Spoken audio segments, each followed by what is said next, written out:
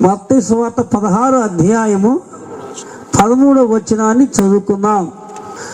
యేసు ప్రభు 2000 సంవత్సరాల క్రితం ఆయన శరీరధారిగా పరలోకాన్ని విడచి ఈ భూలోకానికి వచ్చాడు. స్తోత్రం. ఈ భూలోకంలో 33 సంవత్సరాలు మాత్రమే ఉన్నాడు. ఉండి ఆయన గొప్ప ప్రేమను చూపించాడు. ఎవరు చేయలేని గొప్ప కార్యాలను చేసి చూపించాడు. ఎవరు మాట్లాడలేని రీతిగా ఆయన మాట్లాడారు. ఎవరు నడవలేని రీతిగా ఆయన నడిచాడు. స్తోత్రం. సరే, ఒక పర్యాయం ఆయన ఏం చేశారంటే ఫిలిప్పుదైన కైసరియా ప్రాంతానికి వచ్చాడు ప్రభు. ఆ శిష్యులందరూ ఆయనతో వస్తున్నారు. అప్పుడు ప్రభు అన్నారు, శిష్యులారా, మరి నన్ను గురించి ఏమనుకుంటున్నారయ్యా అని ఆయన అన్నాడు ప్రభు. ఆ శిష్యులు ఏమన్నారంట, అయ్యా కొందరేమో బాప్తిస్మం ఇచ్చే యోహాను లాగా గట్టిగా బోధ చేస్తున్నాడు అనుకుంటున్నారయ్యా, మరి కొందరేమో ఏలియా లాగా ఉన్నాం అనుకుంటున్నారయ్యా, కొందరేమో ఇర్మియా అనుకుంటున్నారయ్యా అని చెప్పారు. సరే, వారు ఇర్మియా అని ఏలియా అని ఈ విధంగా అనుకున్నారు. సరే, మంచిదే, వారు అలా అనుకున్నారు వారు. అయితే మీరేమనుకుంటున్నారు అని కూర్చొని ప్రభు తన 12 శిష్యులు అడిగినప్పుడు వెంటనే సీమోను పేతురు అన్నాడు, నీవు సజీవుడవగు దేవుని కుమారుడవైన క్రీస్తువు. ఆమేన్, హల్లెలూయా. యేసు ఎవరండి? యేసు ఎవరు? సజీవుడగు దేవుని కుమారుడు. సజీవుడు అంటే ఎవరు? జీవించుచున్నవాడు. చేత క్రీస్తుని మరి నిరాకరించక రక్షకుని అంగీకరించిన వారే నిత్య జీవము. దేవుని స్తోత్రం. సజీవుడు అయిన దేవుని కుమారుడు. ఇంకా చెప్పాలంటే నిన్న నేడు ఒకే రీతిగా ఉన్నవాడు. దేవుని స్తోత్రం. ఆ మనుషులు ఒక్కొక్క కాలం ఒక్కొక్క రీతిగా ఉంటారు, కానీ ఎన్ని కాలాలు వచ్చినా యేసు మాత్రము మారనివాడు, మార్పు లేనివాడు. అన్ని కాలాల్లో ఎన్ని వచ్చినా ఆయన మాత్రం మార్పు లేనివాడు ఉన్నాడు. అనగా నేనే మొదటి వాడను కడపటి వాడని చెప్పి ప్రభు సెలవిస్తున్నాడు. తెలుసు మృతుడనైతిని గాని ఇదిగో యుగాయుగములు నేను సజీవునిగా ఉన్నానంటున్నాడు యేసుక్రీస్తు వారు. పౌలు కొలస్సీలకు రాసిన పత్రిక 1వ అధ్యాయము 15వ వచనం ఉంది. ఇలాగున మన ప్రభువును గూర్చి వ్రాయి, ఆయన అదృశ్య దేవుని స్వరూపి అయి సర్వ సృష్టికి ఆది సంభూతుడై ఉన్నాడు. ఏలయనగా ఆకాశమందున్నవి గాని భూమి అందున్నవి గాని దృశ్యమైనవి గాని అదృశ్యమైనవి గాని సింహాసనములైనను అవి ప్రభుత్వములైనను అవి ప్రధాన యాజకులైనను అధికారములైనను సర్వమును ఆయన యందు సృజించబడెను. సర్వమును ఆయన ద్వారాను ఆయనను బట్టి సృజించబడెను. పౌలు గారు ఎంత చక్కని మాట సెలవిస్తున్నారండి. అదృశ్య దేవుని స్వరూపం అంటే, అదృశ్యం అంటే కనబడని దేవుని స్వరూపము. అదృశ్య దేవుని స్వరూపమైన దేవుడు దృశ్యమైనటువంటి రూపమున క్రీస్తుగా ఈ లోకానికి ఆయన వచ్చాడు.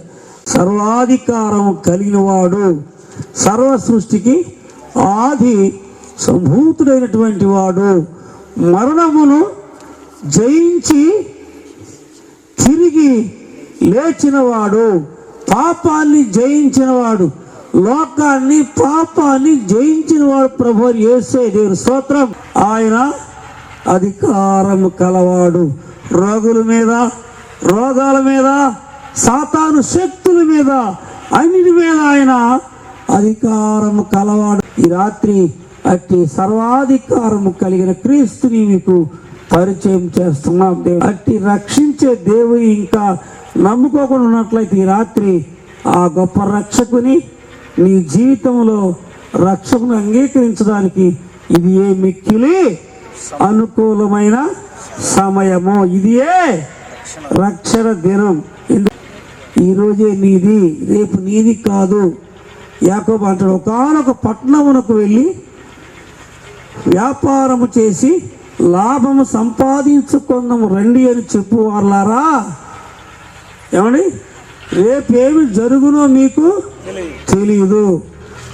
మీ జీవము ఏ పాటిది, ఇంతలో కనబడి అంతలో మాయమైపోయే ఆవిరి లాంటిది. దేవుని స్తోత్రం. ఇంతలో కనబడి అంతలో కనబడేది ఎలాంటి వాడు మనుష్యుడు? ఆవిరి లాంటి వాడు, అస్థిరమైన వాడు. కనుక అలాంటి ఆవిరి లాంటి మనిషి, అస్థిరమైన మనిషి స్థిరమైనటువంటి శాశ్వతమైన ఆ నిత్య జీవం పొందుటకు మరి దేవుడు చక్కని మార్గాన్ని నీకు తెరచి ఉంచాడు. లూకా సువార్త 19:10 ఏముందంటే, నశించిన దానిని వెదకి రక్షించుటకు రక్షకుడుగా ఆయన ఈ లోకానికి వచ్చాడు. దేవుని స్తోత్రం. యేసు పాపుల రక్షకుడు. ఈ బైబిల్ గ్రంథంలో 4 సువార్తలు ఉన్నవి.